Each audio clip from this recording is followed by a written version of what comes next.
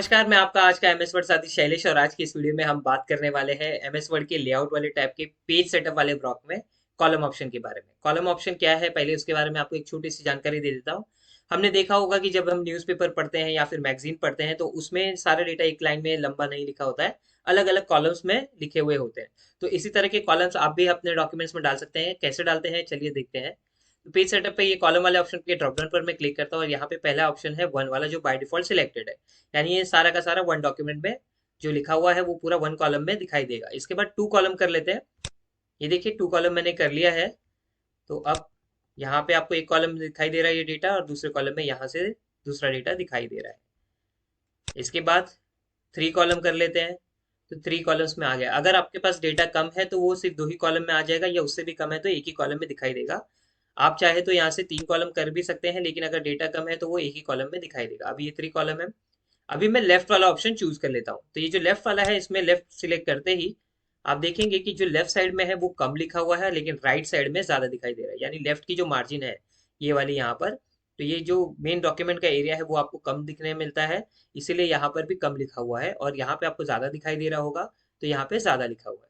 इसी तरह अगला ऑप्शन है राइट वाला, जो कि लेफ्ट का अपोजिट है। तो यहाँ पर आप देखिए राइट साइड में कम लिखा हुआ है और लेफ्ट साइड में ज्यादा लिखा हुआ है। तो इन ऑप्शन को इस तरह से यूज कर सकते हैं। अब चलते हैं मोर कॉलम्स पर।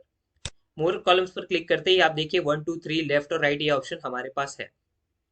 हम यहाँ से भी और कॉलम्स को बढ़ा सकते हैं। एक बार हम लोग चार कॉलम करके देखते हैं यहाँ से, और इसको ओके कर लेते हैं। ये देखिए चार कॉलम में हो गया है। अब मेरे पास जितना डेटा है उसके हिसाब से ये एक, दो, तीन और ये चार कॉलम में आ चुका है। इसी तरह से हम यहाँ पर मोर कॉलम्स पर क्लिक करेंगे। तो चार कॉलम कर लिया। आपको कॉलम की विड्थ कितनी चाहिए वो भी आप यहाँ से डिसाइड कर सकते हैं। आप चाह रहे हैं कि जो भी कॉलम्स है उनके बीच में लाइन आ जाए, तो आप यहाँ से लाइन बिटवीन पर क्लिक करके, ये देखिए प्रीव्यू में आपको दिखाई दे रहा है। मैं यहाँ से एक बार ओके भी कर लेता हूँ। ये देखिए इस तरह से लाइंस आ गई हैं आपके कॉलम्स के बीच में यहाँ पर। इसी तरह अगले ऑप्शन पे चलते हैं हम लोग वापस से। यहाँ से मोर कॉलम से क्लिक करेंगे, और यहाँ पे आप देखिए जो पहले से ऑप्शन थे one two three left right, ये हमने यूज कर लिए थे। अगर हमें लाइन नहीं चाहिए तो हम लाइन बिटवीन को यहाँ से हटा देंगे, और प्रीव्यू में देख सकते हैं कि वो लाइन हट गई है। नंबर ऑफ कॉलम्स को बड़ा या छोटा किया जा सकता है। अभी जो कॉलम है हमारे पास, उसके विड्थ और उसके बीच का स्पेसिंग कितना चाहिए वो भी हम यहाँ से डिसाइड कर सकते हैं। मान लीजिए हमें हर एक कॉलम पे 3 सेंटीमीटर चाहिए। ये देखिए यहाँ पर 3 मैंने कर दिया है। अगर मैं चाह रहा हूँ कि ये अलग अलग हो, तो हम लोग यहाँ से अलग अलग कर सकते हैं। अगर मैं चाहता हूँ कि सारे कॉलम्स की विड्थ जो भी हम डाल रहे हैं उनकी चौड़ाई सेम हो, तो हम यहाँ पे इक्वल कॉलम विड्थ पे कर सकते हैं। मैं इसको ओके करता हूँ अभी।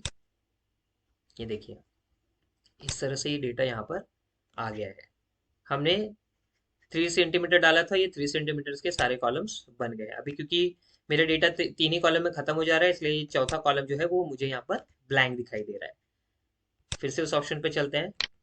बार बार ये ऑप्शन यूज कर रहे हैं, इसलिए मैं इसको add to quick access tool bar पे क्लिक कर देता हूँ। ये देखिए यहाँ पर ऐड हो गया है। मुझे बार बार यहाँ से जाने की जरूरत नहीं है। अगर मैं होम टैब पर भी हूँ तो भी मैं यहाँ से क्लिक करके इस ऑप्शन को चूज कर सकता हूँ। ये देखिए यहाँ पर। तो वापस उस ऑप्शन पर जाते हैं यहाँ से क्लिक करके। अब ये यहाँ पर मुझे स्पेसिंग है, ये स्पेसिंग को भी कम ज्यादा मैं कर सकता हूँ लाइन के बीच में जो भी हमें चाहिए वैसे। तो यहाँ से मैं एक बार इसको चेंज कर लेता हूँ। मैं 2 सेंटीमीटर कर लेता हूँ यहाँ वाली लाइन को, और इसको ओके कर देता हूँ। ये देखिए यहाँ पे गैप बढ़ गया है अभी। तो कॉलम की विड्थ जितनी भी होगी उसके साथ साथ स्पेसिंग भी हम लोग कम ज्यादा कर सकते हैं। फिर से इस ऑप्शन पर चलते हैं यहाँ पे, और यहाँ पे इक्वल्स कॉलम विड्थ का ऑप्शन अब ये देखिए अलग अलग दिख रहा है। मैं यहाँ पे इक्वल्स पे क्लिक कर देता हूँ। ये देखिए सब पे सेम हो गया है, और जितना स्पेसिंग एक पे है वही अपने पास यहाँ पर भी आ गया। देखिए सब पे सेम हो गया है अभी। तो जो भी डेटा था वो अभी आगे अगले पेज पर भी चला गया है यहाँ पर। ये देखिए यहाँ पर पूरा आपका जो भी डॉक्यूमेंट आपने बनाया था, जितने भी पेजेस होंगे सब पे आप कर सकते हैं। अब मैं एक बार इसको पूरा वापस सिलेक्ट करके यहाँ से ही हम इस पर जाके वन कॉलम कर लेंगे, और यहाँ से ओके कर लेंगे। ये देखिए पूरा वापस पहले जैसा हो गया है। अभी यहाँ पे एक और ऑप्शन है। मैं यहाँ पे जो भी कॉलम्स के डेटा है, अब मैंने यहाँ पे जो बीच में स्पेस रखा है इसको मैं हटा देता हूँ पहले। ये यहाँ पे मैंने ऐसे इसको हटा लिया है एक्स्ट्रा स्पेस को, और ये वाले स्पेस पे मेरा कर्सर का पोजीशन लाके छोड़ दिया। यहाँ पे मेरा कर्सर ब्लिंक हो रहा है। फिर से इस ऑप्शन पे जाऊंगा अगला ऑप्शन बताने के लिए कि यहाँ पे लिखा है अप्लाई टू दिस सेक्शन।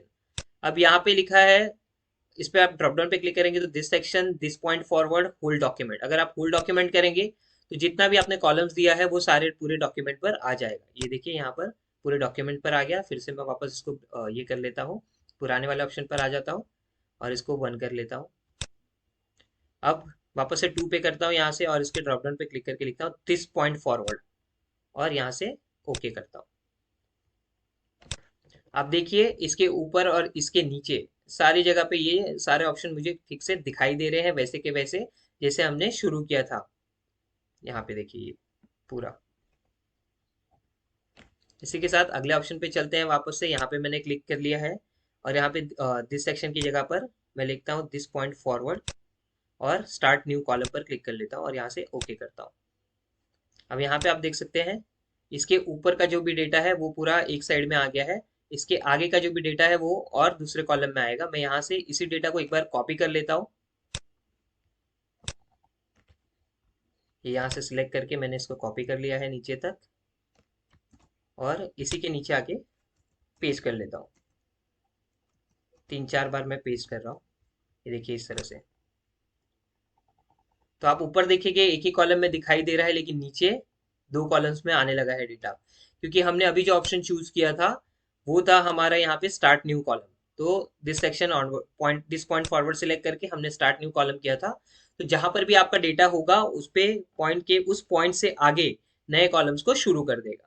अगर मैं चाह रहा हूँ कि ये पूरे होल डॉक्यूमेंट के लिए हो तो देखिए ये ऑप्शन मुझे अभी दिखाई नहीं दे रहा है। मैं यहाँ से कोई भी ऑप्शन को चूज करके पूरे डॉक्यूमेंट के लिए उसको कर सकता हूँ। ये देखिए इस तरह से। तो पूरे डॉक्यूमेंट्स में मेरा 3 कॉलम्स में आ गया है। तो इसी तरह से आप अपने सारे ऑप्शंस को यूज कर सकते हैं। वापस से आपको चाहिए, आप नॉर्मल करना चाहते हैं, यहाँ पे 1 पर क्लिक कर दीजिए और यहाँ से ओके कर दीजिए। तो ये देखिए पूरा का पूरा आपका जो भी डॉक्यूमेंट है वो सब कुछ वैसे ऊपर वाले में आ गया है।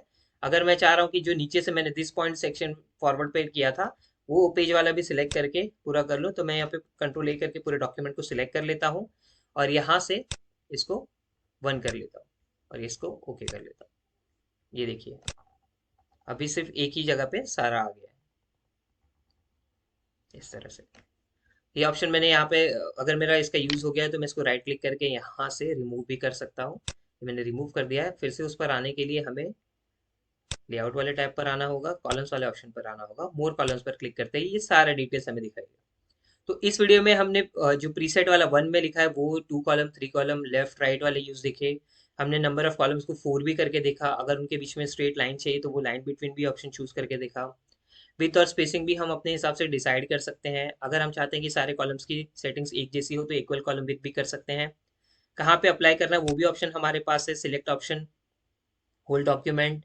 अगर हम लोग कुछ और तरह के डॉक्यूमेंट लेते हैं और यहाँ से इसको करते हैं तो हमारे पास और भी ऑप्शन आते हैं। या देखिए इस तरह से लाइन बिटवीन चाहिए तो लाइन को भी ला सकते हैं या प्रीव्यू में आपको सारे डिटेल्स दिखाई देगा।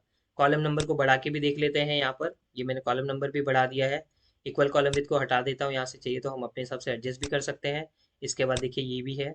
यहाँ पर आपके पास अलग अलग ऑप्शन आते हैं, तो जिस तरह से भी आप चाहते हैं उस तरह से आप अपने डॉक्यूमेंट में कॉलम्स को ऐड कर सकते हैं। तो मुझे उम्मीद है कि इस वीडियो को देखने के बाद आपको समझ में आ गया होगा कि अपने डॉक्यूमेंट में कहाँ से कैसे कॉलम को इंसर्ट किया जाता है। अपने डॉक्यूमेंट के बीच में अगर कॉलम इंसर्ट करना है तो वहां से भी कर सकते हैं।